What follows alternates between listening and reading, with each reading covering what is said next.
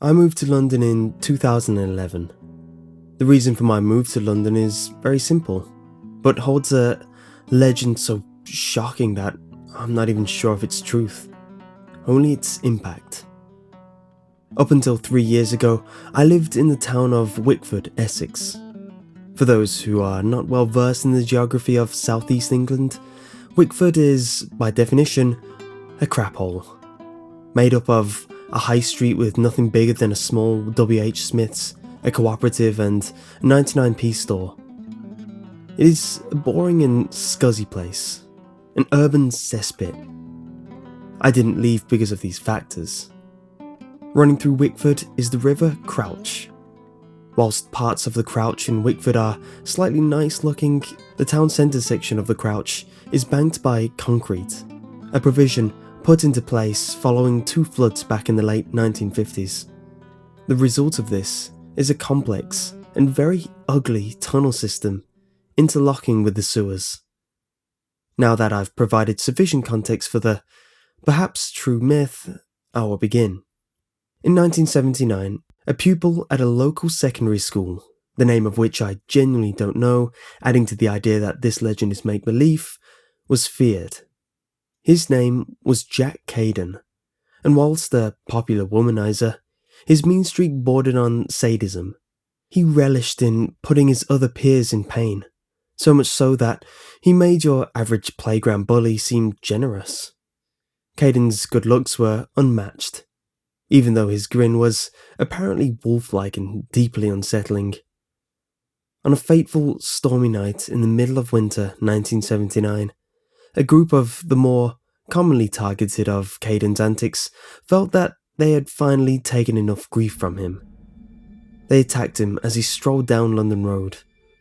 The group of 6 boys and 2 girls bagged him. They lugged the powerless Caden to underneath the London Road Bridge and to the partially concealed concrete crouch bank. I'm not totally sure what those 8 people precisely did to Caden, but I do know that his face was mutilated to the point that he was unrecognisable. They then left him for dead. His body, however, was never found, and the police ceased their search for him 3 years later. In 1986, one of the girls was found naked at the same place that Caden had been mutilated.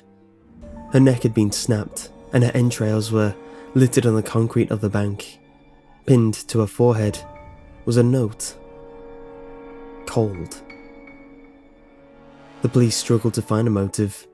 The unmarried girl had just given birth to a daughter, but the confrontational father, who was not in a relationship with the girl anymore, had an alibi. Unable to find a convincing perpetrator, the case went unsolved. 6 months later, a young sewage maintenance officer was discovered by a co-worker. There were clear signs of a struggle. He'd been grabbed from behind and drowned in the water. Again, he was one of those who had attacked Caden. For a time, just prior to my move to London, I attempted to research these murders. Unfortunately, the records for Wickford's local newspaper, the Weekly Echo, only existed from 1968 to 74, and then from 1995 onwards. The atmosphere that the supposed murders left was toxic, and that was evidence for me to want to leave. I did find one article that worked as a kind of evidence. From June 1999 was the report of a 12-year-old girl's disappearance near the River Crouch. The author mentioned, in passing, that the girl's mother had died in 1986 under similar circumstances to the girl's disappearance.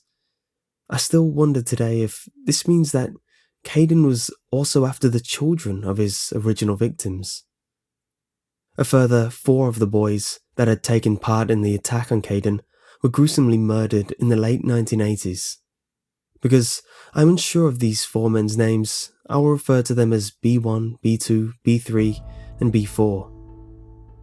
B1's decapitated body was left on the road, and his head just under a sewage grate. B2 was stabbed to death with the word cold carved into his forehead. B3 and B4 were found sewn together, and had clearly starved to death, stuck in the middle of a sewage pipe, clogging the waste. The girl that had not been killed back in 1986 was abducted in March 1991, aged around 27. She was childless, just as all of the other victims had been, bar the first girl. This girl was never murdered. Instead, she was sighted at a local high street 3 months after she was taken, with a blank expression. She jumped in front of a car. There was now only one of Jack Caden's attackers left alive. This boy, now a man, became a father in April 1992. I am his son. Allow me to clarify a few details here. I am now 22 years old. I was 19 when I left Wickford. The fact that the first girl's daughter was killed by Caden haunts me to the core. After all, my dad was killed himself and skinned by Jack Caden in 1994. My mother hesitantly told me the story in 2008, after which I went on my researching spree. As I asked around and filled the holes in the story, I likewise talked to people who claimed that my father had died in a car accident or drowned. I have absolutely no idea why these people would want to actively protect Caden. Maybe they were in denial. One night in 2010, I simply sat down and thought about the incidents in my life that I had no explanation for. The more that I looked back through my memories, the more that I believed in the legend of Jack Caden. I noted that when I started at the Bromford Senior School in Grange area of Wickford, my mother had specifically ordered me to take a longer route than the more convenient London roadway. Obviously, she was worried for my safety that close to Caden's lair. I remembered an afternoon in the summer holidays when I was around 8 years old. An ugly, bald man that I had assumed to be wearing a very realistic Halloween mask walked up to me as I rode my bike up and down the street. He asked me if I wanted to meet my dad. I told the man that my father was dead, to which he pulled a very sinister expression, strangely visible through the mask, I thought, and he remarked, "I know." I was totally creeped out and biked home faster than ever before. So, why did I abruptly drop everything to make the move in 2011? My mother died of cancer in late 2010. I inherited her house. This heightened my sense of fear day to day. Every time I heard the wind, I jumped. Every time I saw my reflection, my heart skipped a beat. In November 2011, more than 3 decades after Caden's mutilation, I failed to sleep on a stormy night. I kept hearing noises around the house, but whenever I went to investigate, I found no intruder. I was driven so sick by this that I packed up a small bag and caught the train to London Liverpool Street Station to stay with my mother's family there. They had previously offered to host me routinely since my mother's death. I have never gone back to Wickford.